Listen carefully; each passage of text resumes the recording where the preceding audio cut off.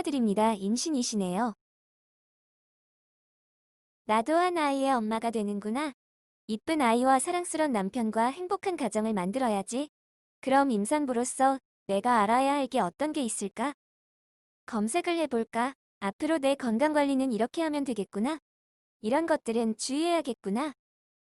출생 전에 이런 것들을 먼저 준비를 하면 되겠구나.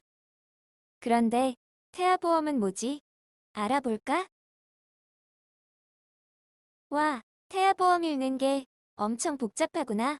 불필요한 걸 없애고 효율적으로 가입하고 싶은데 어떤 항목이 불필요한 거지? 오늘은 태아보험을 가입을 할 때 수십 가지 보장에서 모든 보장이 필요한 건지, 어떤 보장을 삭제해서 보험료를 절약할 수 있는지 태아보험 불필요 특약을 정리해서 효율적으로 가입하는 방법을 알아보도록 하겠습니다. 첫 번째는 불필요한 후유장애를 잘 정리를 해주시면 됩니다. 태아보험을 상담을 하면서 가장 불필요하고 가장 많은 분들이 실수하는 부분인데요. 태아보험의 기본계약, 그러니까 태아보험을 가입하려고 설계를 받으면 싫던 좋던 가장 위의 항목인 기본계약이라는 상해 후유장애를 가입하게 됩니다. 이러한 후유장애는 회사별로 다르지만 많게는 10가지가 넘는 상해 후유장애가 존재하는데요. 여기에 보면 교통 및 자전거 등의 후유장애는 기본적으로 상해사고이기 때문에 주계약인 상해 후유장애에서 포괄적으로 보장이 가능합니다. 또한 기본계약의 경우 3%의 질병을 보장을 하기 때문에 굳이 20%에서 50%, 80% 등의 보장을 구성을 할 필요가 없습니다. 두 번째는 비슷한 맥락에서 보면 수술비도 마찬가지입니다. 먼저 상해 수술비를 보면 상해 관련 여러 가지 항목의 수술비가 있습니다. 물론 보험료를 신경 쓰지 않는다면 모든 보장을 다 구성을 하면 좋지만 보험료를 최대한 절약하기 위해서 가능하다면 불필요하거나 중복되는 보장을 삭제해야 되는데, 후유장애와 마찬가지로 특정 상해 수술비를 구성을 할 게 아니라 가장 포괄적인 상해 수술비 항목을 구성을 해서 포괄적으로 보장을 받는다면 불필요하거나 중복되는 보장의 보험료를 절약을 할 수가 있습니다. 같은 맥락으로 질병수술비도 마찬가지입니다.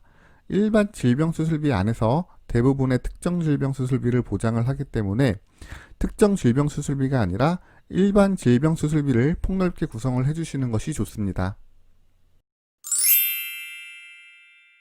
세 번째는 입원비의 중복보장입니다.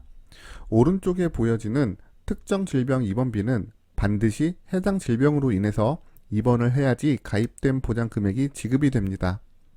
하지만 특정 질병도 질병의 한 종류이고 영유아 때는 특정 질병이 아니라 감기만 걸려도 입원 진료를 많이 하기 때문에 특정 입원비가 아니라 일반 질병 입원 일당을 구성을 해서 같은 보험료라면 보장 가치를 높여주는 것이 훨씬 효율적인 태아보험 가입 방법이 됩니다. 네 번째는 특약 보장의 효율성으로 세부 특약을 확인해 보려고 합니다. 물론 태아보험은 수십 가지의 보장이 유기적으로 구성이 되어 있기 때문에 모든 보장을 하나하나 설명을 할 수는 없지만 몇 가지 대표적인 태아보험 불필요 특약을 살펴보려고 합니다. 먼저 특약 이름 앞에 중증이나 만성질환의 보장 특약을 생각하시면 도움이 될 수 있습니다.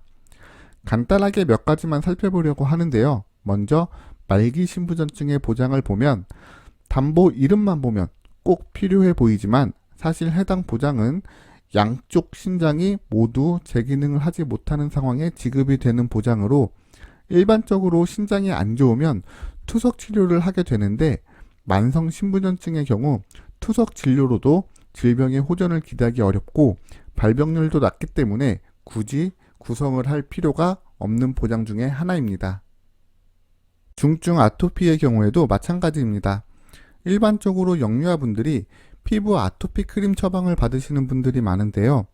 태아보험에서 보장되는 아토피의 보장은 스코어드 기준 40점 이상이 되어야 하고 정확하고 객관적인 평가 기준을 받아야 보상이 가능한데 아토피의 경우 아직 명확한 평가 기준이 없기 때문에 사실상 보장받기가 어렵다라고 보셔야 합니다.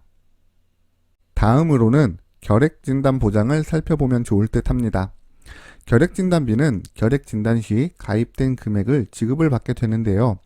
생후 1개월 이내에 의무적으로 접종이 되는 BCG 접종으로 약 80% 정도의 예방이 가능하기 때문에 굳이 해당 보장 특약을 가입을 할 필요가 없습니다. 마지막으로 비효율적인 특약, 그러니까 태아 특약인 저체중아 출생담보와 장애출산담보입니다. 태아 특약이 왜 태아보험 불필요 특약인지 의문점이 있을 수 있습니다. 해당 특약은 불필요한 게 아니라 비효율적이다 라고 보시면 좋을 듯 합니다. 저체중아 출산담보의 경우 2.5kg 이하의 몸무게로 출생이 되면 가입 금액의 50%만 보장이 되고, 극소 저체중아라고 표현이 되는 2.0kg 이하의 몸무게로 출생이 되면 100% 지급이 가능합니다. 하지만 가입 금액 대비 보험료가 높기 때문에 보장의 효율성이 다소 낮다고 볼 수가 있고, 비슷한 맥락으로 장애출생담보도 효율성이 낮다고 보시면 되겠습니다. 지금까지 태아보험 불필요 특약에 대해서 살펴봤는데요. 보험은 상담받을 비용이 필요한 게 아니라 여러분의 시간과 용기, 이 두 가지가 필요한 겁니다. 따라서 보험 상담이 필요하다면 망설이지 말고 녹색창에 굿밸런스 보험을 검색하셔서 익명 게시판을 통해서 질문을 남겨주시면 스팸이나 개인정보 그리고 가입 권유 없이 편하게 보험 상담을 진행하실 수 있으며, 만약 카페 상담이 번거롭다면 카카오톡 검색창에서 굿밸런스 보험을 검색을 하셔서 쉽고 빠르게 채팅으로도 보험 상담을 요청하실 수 있습니다. 여러분의 구독 시청이 좋은 컨텐츠를 만드는 데 큰 힘이 됩니다. 구독 시청 부탁드립니다. 지금까지 시청해 주셔서 감사드립니다.